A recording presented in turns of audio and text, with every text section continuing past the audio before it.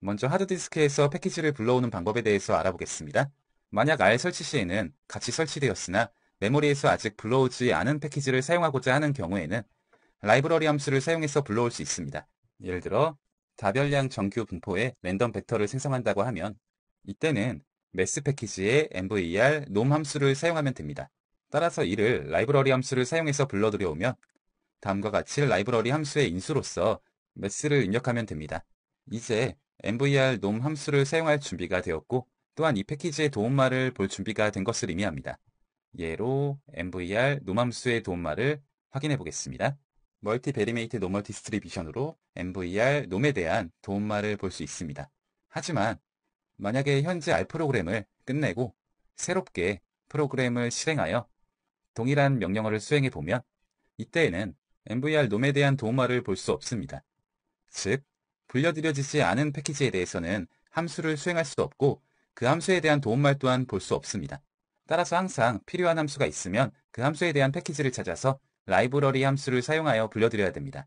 다음으로 웹에서 패키지를 내려받는 방법에 대해서 알아보겠습니다. 만약 사용하려는 패키지가 R 설치 파일 내에 포함되어 있지 않는다면 이는 웹을 통해 패키지들을 내려받을 수 있습니다. 오픈소스 소프트웨어의 큰 장점 중 하나는 사용자 간의 공유가 활발하다는 것입니다. 따라서 이를 잘 활용하면 R 설치 파일에 포함되지 않는 특수한 목적을 위해 포함된 패키지들도 사용할 수 있습니다.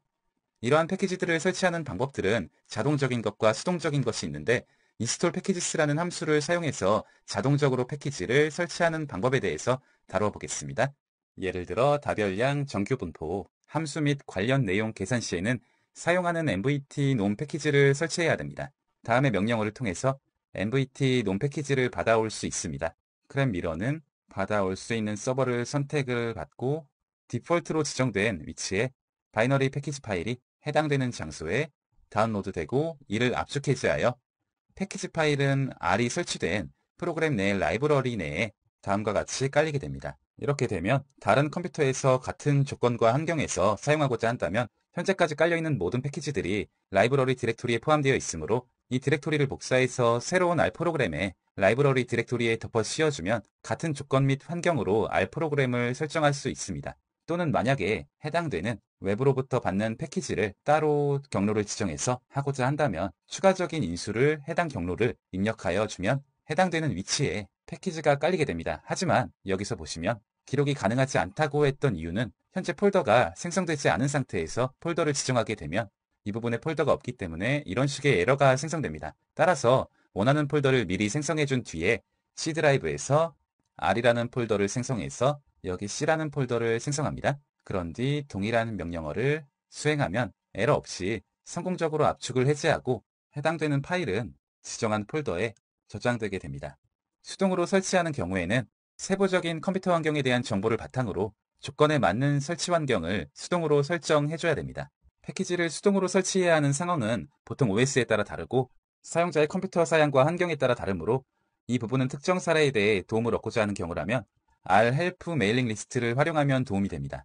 패키지 부분의 마지막으로 패키지 내의 함수 리스트를 보는 방법을 알아보면 라이브러리 함수를 헬프 인수와 함께 호출하면 패키지 내의 함수 리스트를 볼 수 있습니다. 예를 들어 앞에 mvt nom 패키지에 대해서 알아보고자 한다면 두 가지 방법이 있는데 라이브러리 함수를 사용하고 헬프 인수를 사용해서 mvt nom을 지정을 해주면 R 프로그램 내에서 mvt 패키지에 대한 정보를 나타내줍니다.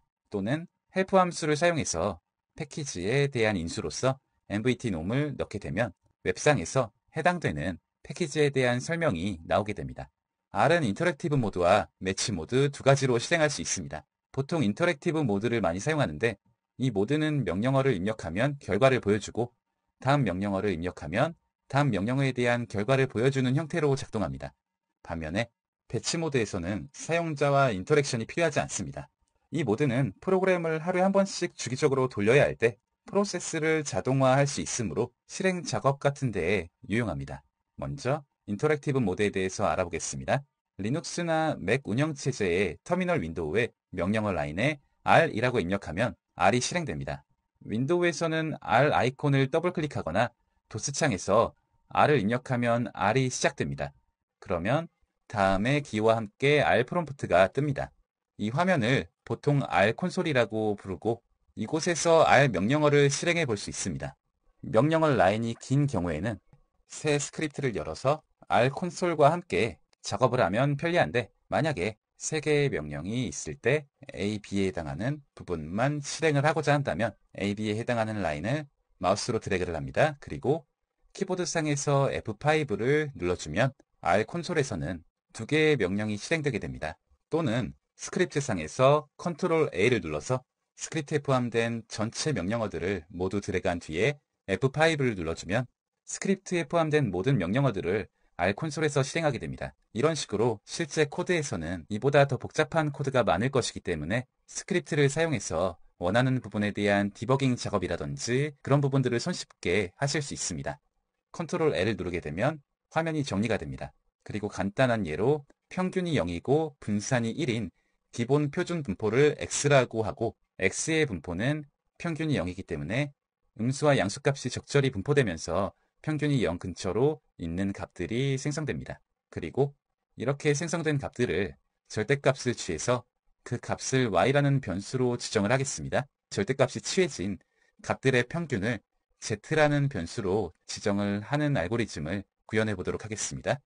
x는 다음과 같이 r놈 함수를 사용해서 구현 가능한데, r놈 함수라는 것은 랜덤 노멀 디스트리뷰션으로 인수에 해당하는 10은 샘플의 개수가 됩니다. 즉, r놈 함수는 평균이 0이고 분산이 1인 10개의 샘플을 생성을 하게 됩니다. x를 확인해 보면 다음과 같이 생성된 것을 확인하실 수 있습니다. 그리고 y는 앱솔루트 함수를 사용해서 x에 취해주게 되면 x의 절대값을 취하게 됩니다. 즉 마이너스 부분이 모두 플러스로 바뀌는 것을 확인할 수 있습니다. 그리고 마지막으로 z는 min y라고 해서 평균값을 구하게 됩니다. 그랬을 때 하나의 값이 나오는데, 여기서 1이라는 숫자는 이 줄에서 첫 번째에 있는 원소의 순서에 해당합니다. z 같은 경우에는 하나의 값밖에 없기 때문에 이 숫자의 의미는 그닥 없지만, y의 경우에는 5의 의미는 5번째에 해당하는 원소의 순서에 해당합니다. 따라서 해당되는 원소의 순서를 알기 위해서는 이 부분의 표시를 참고하여 쉽게 이 부분의 원소의 순서를 10이라는 것을 확인하실 수 있습니다. 그런데 이 표시의 기준은 R콘솔 창의 크기에 의존합니다. 즉, R콘솔 창의 크기를 다음과 같이 늘려주고 원소의 개수가 많은 Y나 X, 즉 Y를 실행시켜보면 화면에서 넣을 수 있는 크기만큼 값을 넣어주고, 다음에 이런 식으로 다시 라인을 생성해서 순서의 표시가 9로 바뀌는 것을 알 수 있습니다. 이렇게 R 명령어는 파일로도 저장할 수 있는데, 방금 전에 수행한 알고리즘을 스크립트 파일로 생성을 해보도록 하겠습니다. 다음과 같이 코드를 생성하고 이를 저장을 하게 되면, 기본적으로 R 파일은 파일명 뒤에 대문자 R이나 소문자 R로 맞춰주면 됩니다. 그런데 해당되는 폴더가 문서에 해당하는 폴더로 지정되어 있는 것을 볼 수 있습니다. 그런데 이것을 원하는 위치로 바꿔주는 것이 편리합니다. 작업하고자 하는 폴더를 하나를 생성해서 이것에 저장하고자 하는 폴더와 이것들이 파일들을 모두 넣게 됩니다. 그랬을 때 관리를 하기가 편리합니다. 즉, 이제 C 드라이브 내에 R이라는 폴더를 생성하고 그 안에 테스트라는 폴더를 생성해서 이곳에 파일들을 저장하거나 불러들이도록 하겠습니다. 그러기 위해서는 R 프로그램의 실행 아이콘이나 바로가기 아이콘의 마우스 오른쪽을 클릭해서 속성을 클릭해주면 시작 위치에 앞서의 다큐멘트 문서에 해당하는 부분이 지정된 것을 확인할 수 있습니다. 따라서 이 부분을 삭제하고 생성한 폴더의 경로를 지정해줍니다. 그리고 적용한 뒤에 확인을 하면 해당되는 폴더로 시작 위치가 바뀌게 됩니다. 그리고는 기존에 켜져 있는 R 프로그램을 종료하고 다시 실행합니다. 여기서 파일에 새 스크립트를 열어서 저장하고자 하는 알고리즘을 입력하고 저장하기를 클릭하면 아까 전에 지정했던 폴더에 저장되는 것을 확인하실 수 있습니다.